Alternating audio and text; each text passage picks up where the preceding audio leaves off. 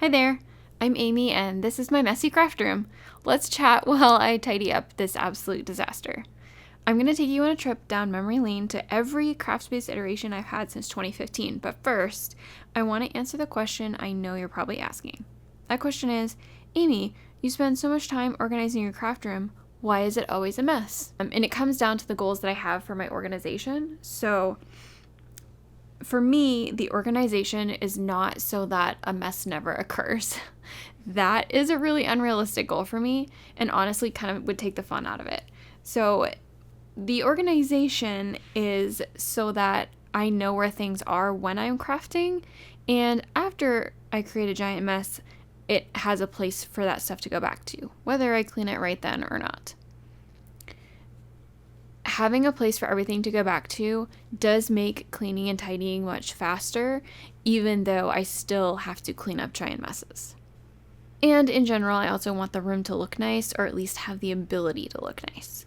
This is also my husband's office. He's very gracious to let me have the other part of the space, and I do try to tidy relatively often, not often enough, but relatively often so that he has a clean space to work in. And honestly, while I do find it more inspiring to craft in a clean and tidy space, I'm also probably more tolerant of the mess than many people would find to be comfortable. But that's okay. That is just how my brain works, and this works well for me. Or at least the systems that I've begun to set up are working well for me, even if it doesn't appear like they're working. Because if my goal was to always have everything in its place, then obviously I would be failing miserably. But because the goal are those other two items, the having it close by and being able to tidy up after I make a mess, that this works really well for me.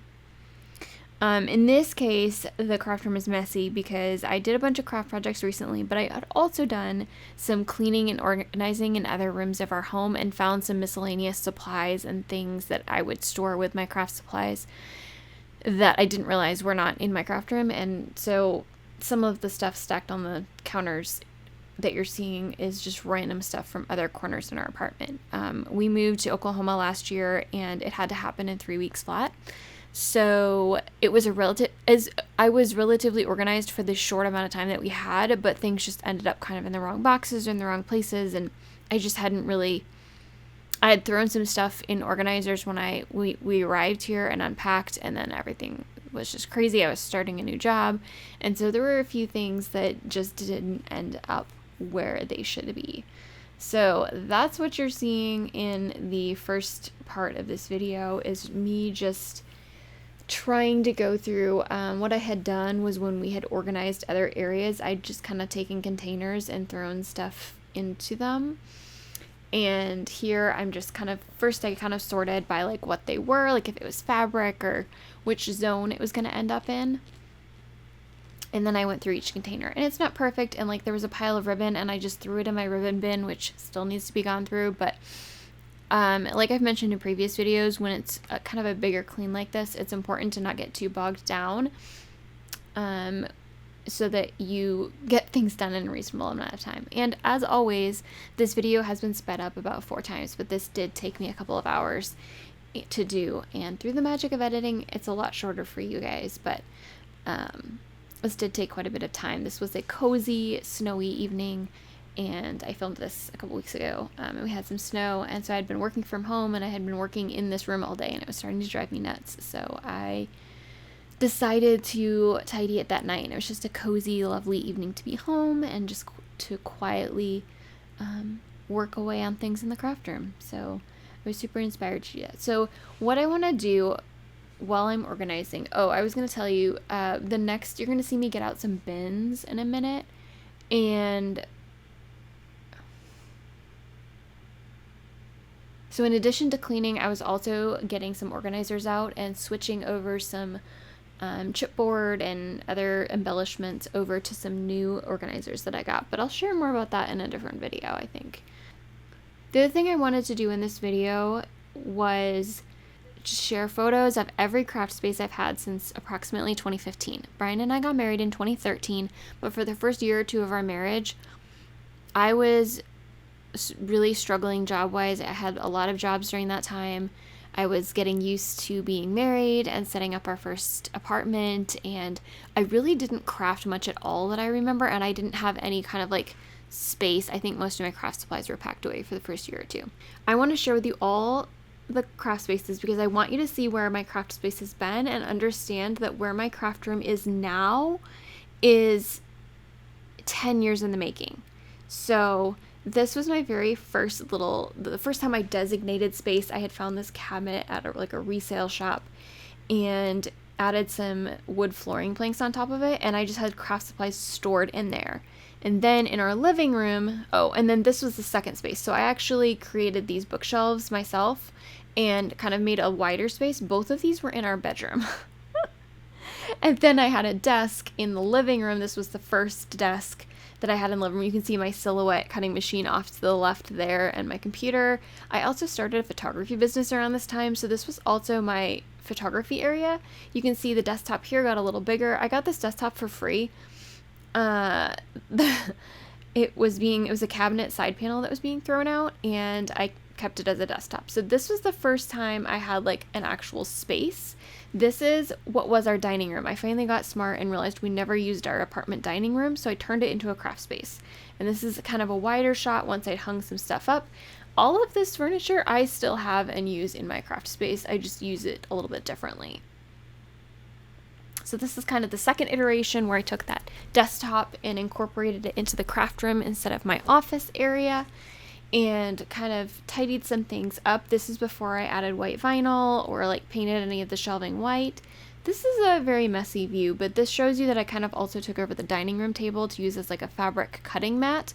And then because I didn't have a good workspace up against the wall, this was kind of when it was at its most chaotic. And then this was this was 2023, and this is my last iteration of this wall. The kitchen was to the left, the bathroom was to the right, and this was like the dining space. This was the last iteration of the wall, and you can see I got a new drawer unit at that time. I had hung some shelves, put my sewing machine in the middle, and then we moved to Oklahoma, and this is kind of what it looked like. Again, like this was all stuff I had. I didn't buy any of this for the Oklahoma craft room. All of these cabinets I already had. That 6-cube organizer that I talk about all the time, that was actually being used in a different place in our old apartment, but when we moved I had to reevaluate, and this is where we are now. Really the biggest difference was covering the countertop with vinyl, and I do have some new stuff that I'm going to do in the near future, but I wanted to show you this because I feel like sometimes we see other people's craft spaces and we're like, oh, it's so gorgeous. Like they're so lucky, and I am very blessed to have the space that I have. Don't get me wrong. I am very aware of that. But I think it's really easy to look at what other people have or go, wow, they spend so much money on their craft space or whatever. And so I just wanted to give you kind of the backstory and what different spaces I've had over time and how small some of them have been and like how I kind of upgraded things over time. Just kind of as I went, as I purchased more supplies, as my crafting hobbies kind of shifted a little bit. For a while I was doing a lot of quilting. Currently I'm doing more paper crafting than sewing, and you can kind of see that in how I delegated my space. The sewing machine has its little area off to the left, but both the front counter and the back counter are like paper crafting. That has just been how things have changed over the last few years. So I think it's really important to remember that it's okay to be flexible and move your space around. You're going to grow, so your space needs to grow with you. And whatever space that you have, you can accomplish something with. So a lot of the tips that I share, I hope you feel like are useful no matter what size space you have, whether it's in a closet or a teeny little room or a wall or just a cabinet in the dining room. You can make something work for you.